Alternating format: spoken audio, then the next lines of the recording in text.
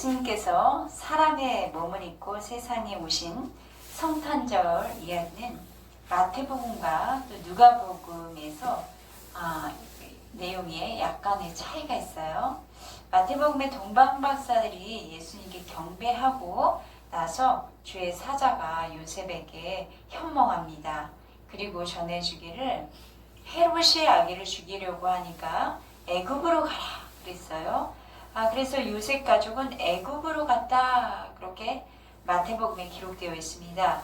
헤롯이 죽기까지 애굽에 머물다가 헤롯이 죽은 후에 나사렛으로 가서 살았다 라고 기록되어 있습니다. 마태복음과는 달리 누가복음은 다르게 기록되어 있는데 정결 예식의 날이 참해 예루살렘으로 가서 정결 예식을 하고 나사렛으로 돌아가서 살았다 그렇게 기록되어 있습니다. 예루살렘에 가서 정결 예식을 한 것을 마태복음에는 기록되어 있지가 않아요. 누가복음은 요셉 가족이 애굽으로 갔다가 돌아온 이야기를 기록하고 있지 않습니다. 이런 예수님의 기사가 마태복음과 누가복음에는 다르게 되어 있습니다. 그래서 두 복음서를 공통적으로 이렇게 기록한 것 그것만 찾아보면 예수님이 베들레헴에서 태어나셨고 나사렛에서 자라셨다는 것이에요. 그러니까 이 마태복음과 누가복음의 전체로 통합해서 설명해 보자면 예수님께서 베들레헴에서 태어나셔서 거기서 머무시다가 동방박사들을 만나시고 그리고 예루살렘 성전에서 정결 예식을 행하시고 다시 베들레헴에 왔거나 애굽으로 간 것으로 그렇게 볼 수 있겠습니다. 오늘 우리가 읽은 본문에는 아기 예수님을 데리고 정결 예식을 행할 때에 예루살렘 성전에서 아기 예수님을 만난 두 사람의 이야기가 있어요. 시므온과 안나입니다. 예루살렘 성전에서 어린 아기 예수 그리스도를 만납니다. 오늘 말씀을 통해서 우리가 발견할 수 있는 것 세 가지가 있는데 첫째는 예루살렘으로 올라가다, 말씀대로 행하다입니다.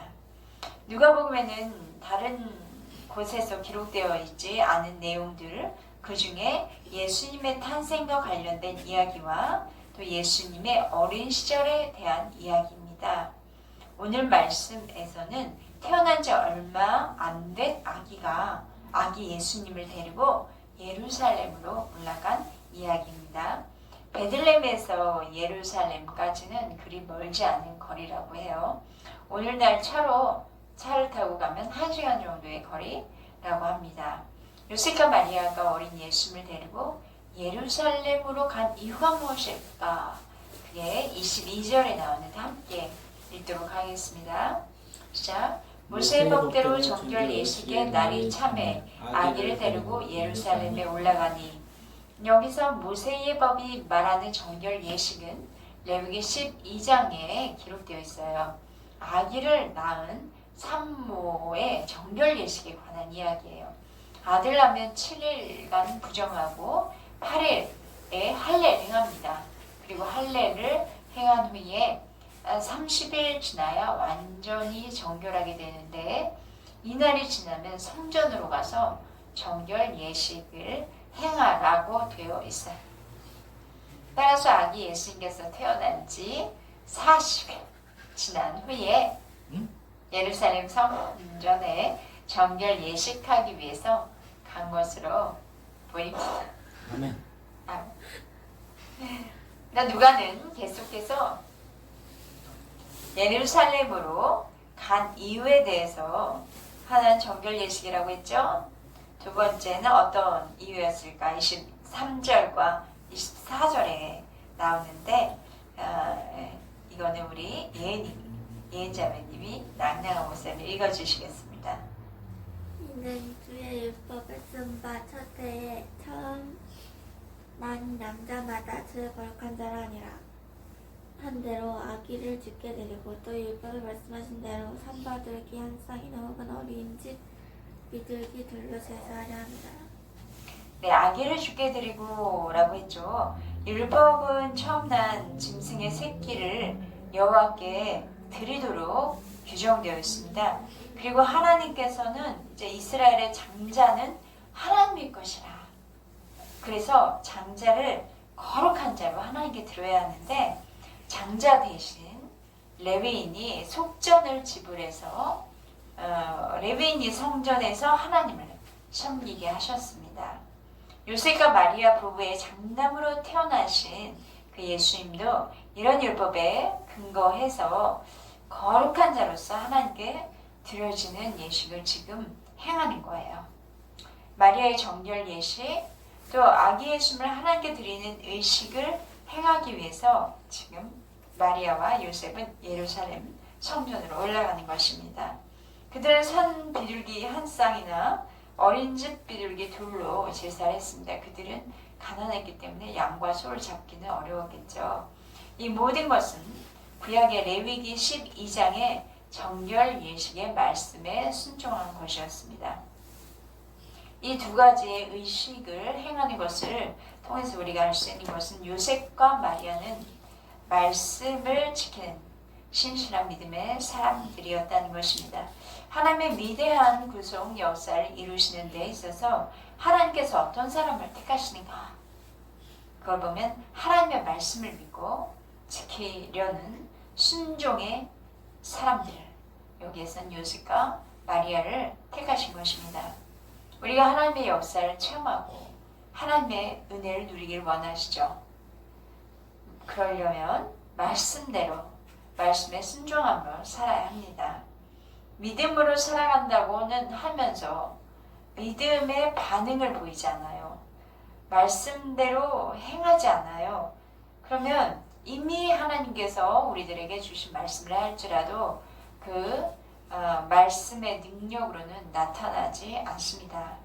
한 해를 마무리하는 우리들입니다. 그리고 이제 곧 새해를 맞이할 것입니다. 그러나 일구로 인해서 분주한 우리들의 일상생활을 하나님의 이제 그 분주해지지 않게 되었죠. 코로나19로 인해서. 그리고 우리들의 일상생활을 하나님의 말씀 앞에 잠잠히 두기 좋은 기회의 때입니다. 저와 여러분의 말씀 앞에 서서 말씀을 묵상하고 오늘 우리에게 순종하기 원하시는 하나님의 말씀을 붙드시길 바랍니다. 거기 10편 말씀에는 복 있는 사람은 여호와의 율법을 주야로 묵상하는 자로다 라고 되어 있어요. 말씀을 듣고 말씀대로 순종하며 사람들을 통해서 말씀의 능력이 나타납니다. 하나님께서 이루신 말씀을 듣고 순종하는 저와 여러분이 되어서 말씀의 능력이 되었다 라고 간증하는 2021년 새해가 되시길 바랍니다. 두 번째, 성령의 사람 시몬. 요셉과 마리아는 아기 예수님을 데리고 예루살렘 성전에 올라가서 정결 예식과 마다들을 드리는 예식을 했습니다. 그때 예루살렘 성전에서 두 사람을 만나게 되는데 첫 번째는 시몬이었습니다. 시몬. 25절을 읽도록 해볼까요? 시작. 예루살렘에 시므온이라는 하는 사람이 있으니 이 사람은 의롭고 경건하여 이스라엘의 위로를 기다리는 자라. 성령이 그 위에 계시더라. 시몬이라는 사람에 대하여 성경은 이렇게 소개하고 있어요. 의롭고 경건한 믿음의 사람이다. 또 이스라엘의 위로를 기다리는 사람이다. 말라기 선지자 이후 400년 동안 선지자가 없었고 하나님의 말씀도 희귀한 그때 이스라엘은 기다리던 것이 있었어요. 메시아께서 오실 것을 기다리고 있었던 거예요. 목마름으로 기다리었겠죠. 메시아를 기다리는 사람 중에 한 사람, 오늘 본문에 등장하는 시몬입니다. 그는 메시아 그리스도께서 오셔서 이스라엘을 이렇게 우리의 그 말씀도 나타나지 않고 로마의 압제 말씀이 나타나지 않는 그 이스라엘을 회복할 것이라는 그 소망을 품고 살았어요. 그 시대를 살았던 많은 사람들이 그리스도께서 오시기를 기대하면서 이스라엘의 위로를 기다렸습니다. 왜냐하면 그 400년 동안 여러 제국의 통치를, 여러 제국으로부터의 통치를 계속 받고 있었거든요. 그런데 시몬에게 독특하게 발견된 점이 있는데 그 중에 하나가 성령이 그 위에 계셨다라는 기록입니다. 시몬은 성령이 함께 하시는 사람이었어요. 오순절 성령 강림으로 임하시는 그 성령의 은사적 차원은 아니었습니다. 믿음으로 살면서 그리스도를 사모하는 사람들에게 매주 하시는 성령이 함께하는 사람이었습니다. 26절을 읽어볼까요? 시작. 그가 주의 그리스도를 보기 전에는 죽지 아니하리라 하는 성령의 지시를 받았더니, 성령이 그 위에 계시면서 성령의 지시까지 받는 사람이었어요.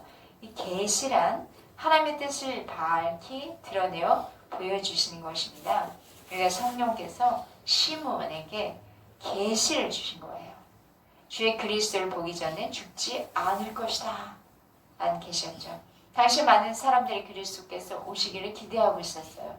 그리스도를 직접 보게 될 것이다 라는 계시를 받은 사람은 시몬인데 신약 성경에 유일하게 나타난 사람입니다. 그렇지만 아마도 성경에 기록되지 않은 사람들 중에 시몬처럼 그리스도께서 오신다는 계시를 받은 사람들도 있었을 것입니다. 시몬 성령이 함께 하시고 계시받는 사람으로 그리스도를 만나게 될 것을 기대하면서 성전에서 뭐하고 있었어요? 시몬이 성전에서 기도하고 있었습니다. 우리는 성령과 함께하고 성령으로 인도함을 받는 성도로 살아가야 합니다. 성령의 지시받는 성도가 되어야겠어요. 성령이 지시하는데 듣지 않고 다른 일을 하지 않았으면 좋겠어요. 하나님은 오늘도 성령을 통해서 우리에게 하나님의 뜻을 알게 하시고 하나님께서 하신 일을 말씀하십니다. 우리가 성령의 인도함을 받을 때 기도 가운데, 찬양 가운데, 묵상, 하나님의 말씀을 묵상하는 가운데에 성령께서 주시는 말씀과 내적 음성을 들을 수 있어야겠습니다. 특별히 말씀을 읽고 묵상할 때에 성령의 조명하심을 구해야 합니다. 저와 여러분이 성령의 사람이 되어서 성령의 인도하심 받고 성령의 조명하심을 받아서 하나님의 뜻을 알고 그대로 순종하며 살아가는 저와 여러분이 되었으면 좋겠습니다. 이 17절과 34절까지는 우리 김태진 전도사님께서 읽어주시겠습니다. 성령의 감동으로 성전에 들어가매 마침 부모가 율법의 관례대로 행하고자 하여 그 아기 예수를 데리고 오는지라. 시몬이 아기를 안고 하나님을 찬송하 이르되 주제여 이는 말씀하신 대로 종을 평안히 놓아 주시는도다. 내 눈이 주의 구원을 보았사오니 이는 만민 앞에 예배하신 것이요 이방을 비추는 빛이요 주의 백성 이스라엘의 영광이다 하니 그의 부모가 그에 대한 말들을 놀랍게 여기더라. 시몬이 그들에게 축복하고 그의 어머니 마리아에게 말하여 이르되 보라 이는 이스라엘 중 많은 사람을 패하거나 흥하게 하며 비방을 받는 표징이 되기 위하여 시험을 받았고. 또 35절까지 읽겠습니다. 또 같이 내 칼이 내 마음을 찌르듯 하리니 이는 여러 사람의 마음의 생각을 드러내려 함이니라 하더라. 네, 시몬은 성령의 감동을 받고 성전에 들어갔어요. 평상시에도 늘 성전을 찾아서 기도하는 사람이었지만 요셉과 마리아가 아기 예수를 데리고 성전에 왔을 때 성령의 강한 감동하심을 있었던 것 같습니다. 마침 그곳에 요셉과 마리아가 아기 예수를 데리고 왔는데 시몬이 아기를 딱 보았을 때 성령께서 아기 예수님이 그리스도이십니다 라는 것을 알게 하신 거예요. 시몬은 성령의 감동으로 아기 예수를 안고 하나님을 찬양하죠. 성령이 말씀하시던 대로 그리스도를 드디어 만나게 되었으니 이제는 죽어도 여한이 없다 고백하고 있습니다.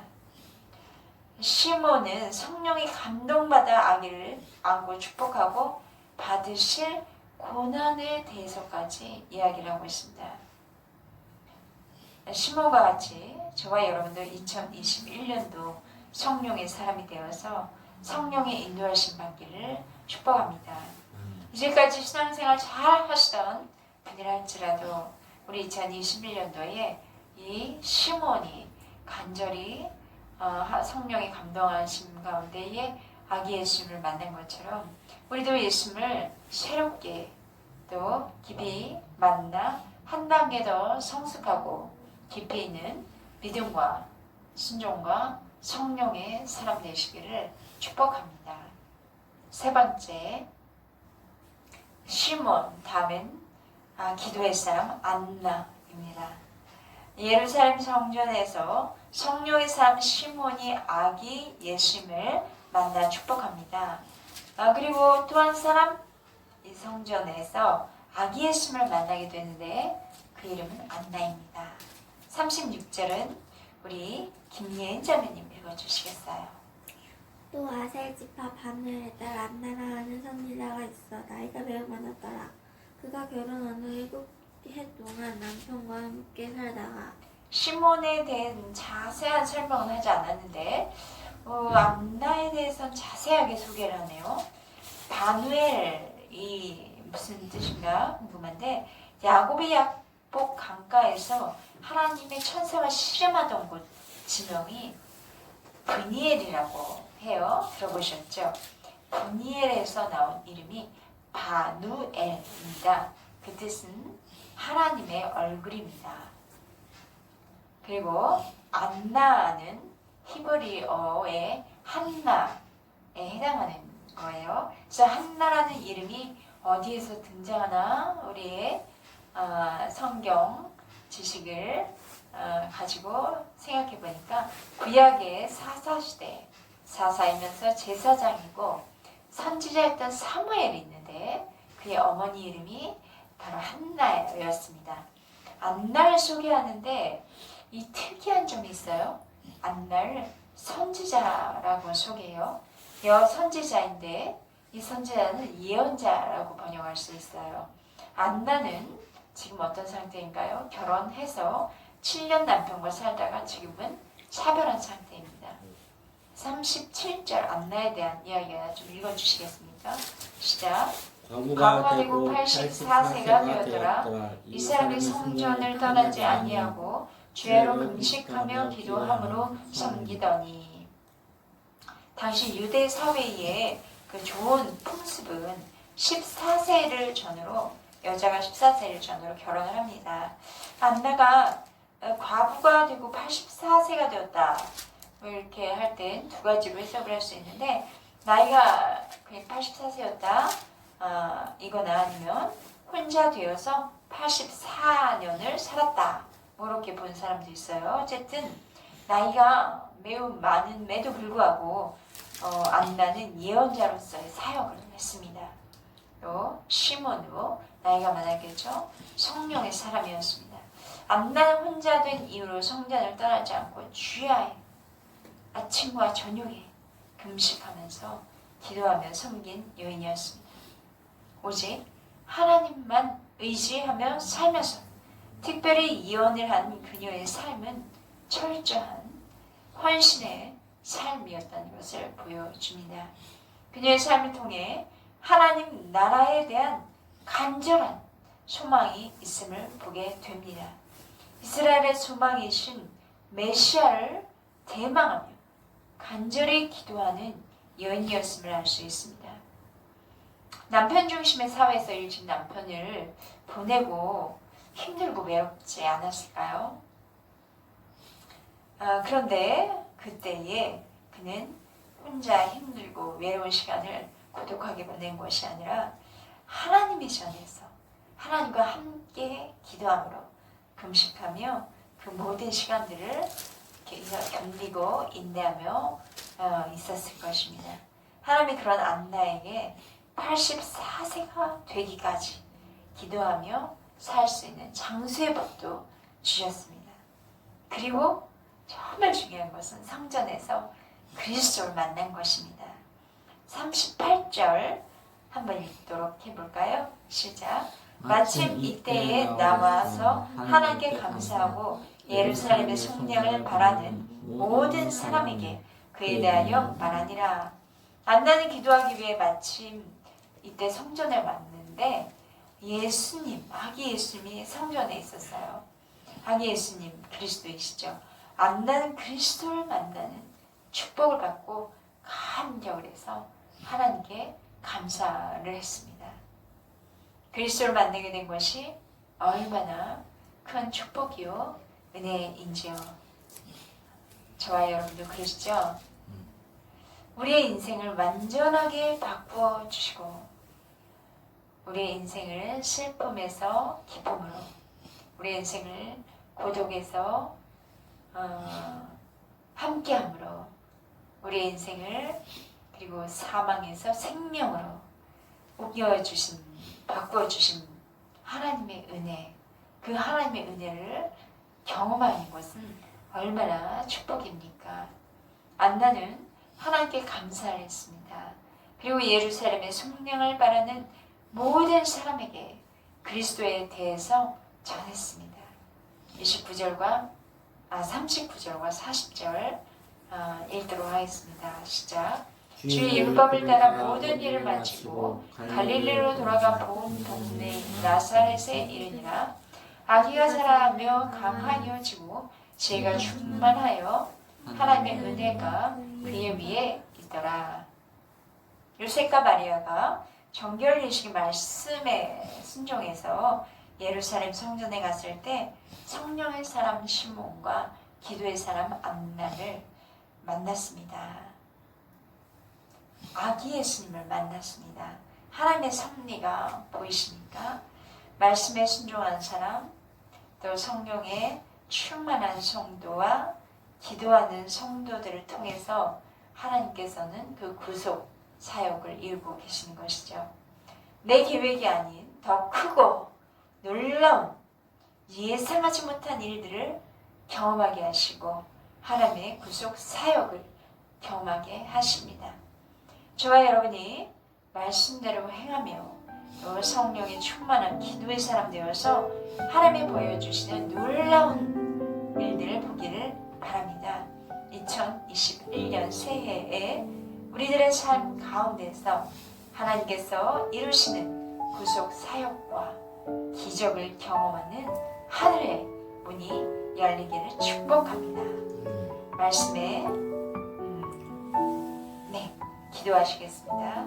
사랑의 하나님, 감사합니다. 하나님께서 저희들에게 오늘 아기 예수님을 태어나서 이 예루살렘 성전에서 아기 예수님을 만난 두 사람의 사건을 통해서 하나님의 놀라운 일들, 구속 계획들을 펼치시며 이루어 가시며 그것을 경험하게 되는 사람들을 보게 되었습니다.